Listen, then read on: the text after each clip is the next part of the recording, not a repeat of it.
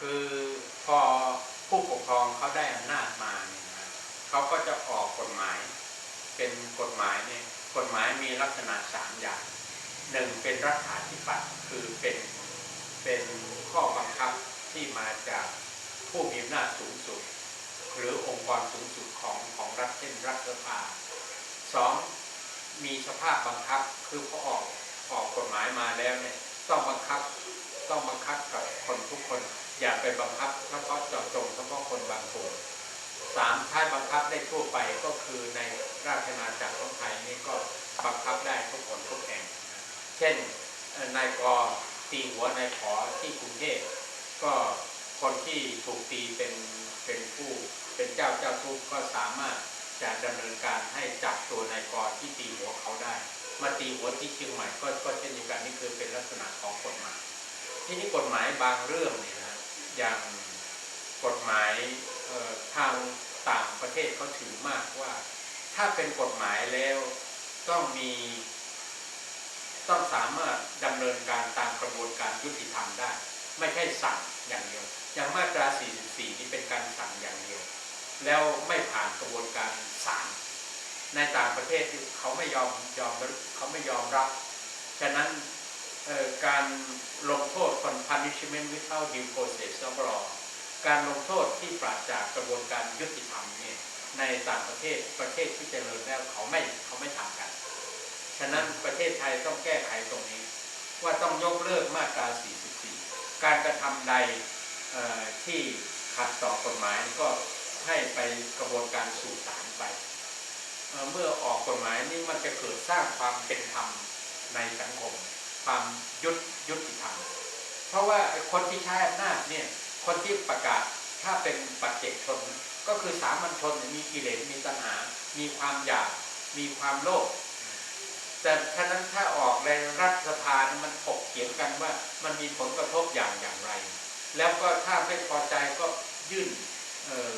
ฟ้องต่อศาลให้ศาลได้พิจารณาถึงแม้ศาล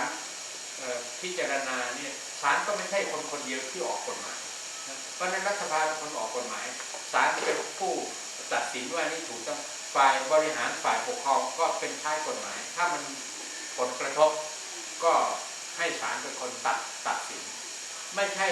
บุคคลที่ออกกฎหมายหรือบุคปัจเจกชนออกกฎหมายอยู่เหนือกฎหมายไม่มี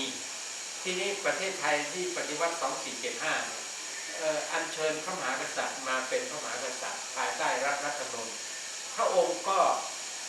ปฏิบัติตามกฎหมายยกตัวอย่างนะว่าชายหนุ่มหญิงสาวที่ชอบกันที่สร้างเป็นครอบครัวต้องไปจดทะเบียนสมรสพระองค์ก็จดทะเบียนสมรสเป็นเหมือนประชาชนพูดทั่วไปอันนี้คือผู้บริหารก็ต้องปฏิบัติตามกฎหมายท่านอันนี้ก็เป็นส่วนหนึ่งที่ว่าผู้บริหารประเทศชาตินั้นต้องให้องค์กรที่มีหน้าที่ออกกฎหมายก็ปรึกษาหารือกันอย่างรัฐสภาผู้แทนราษฎรหรือสมาชิกวุฒิสภาได้พิจารณาอย่างตอนนี้ปัญหาเศรษฐกิจมันเดือดร้อนต่างๆของเรารวมตลอดถึงงบประมาณที่ทำกันเนี่ยว่างบประมาณปีนี้จะใช้จ่ายอย่างไรเนี่ยจะตัดงบอย่างไรเขาก็พิจารณากันอย่างรัดกุมดังนั้นการมีสภาให้เป็นผู้ประเมินว่าควรจะใช้จ่ายอย่างไรแล้วให้ฝ่ายบริหารนำไปใช้จ่ายถ้าไปใช้จ่ายแล้วมันเกิดเขามีคณะกรรมการติดตามว่าสุจริตโปร่งใสไหมถ้าไม่โปร่งใสก็ฟ้องร้องศาลทุจริตนายกรัฐมนตรีหรือรัฐมนตรีบางคนที่ถูกฟ้องร้องกันก็ถูกกล่าวหาว่าไม่โปร่งใสติดคุกติดตารางไป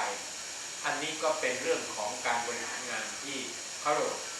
ธรรมาภิบาลต้องโปร่งใสตรวจสอบได้แล้วประชาชนต้องมีส่วนร่วมอันนี้เป็นเรื่องสำคัญของการบริหารประเทศชาติ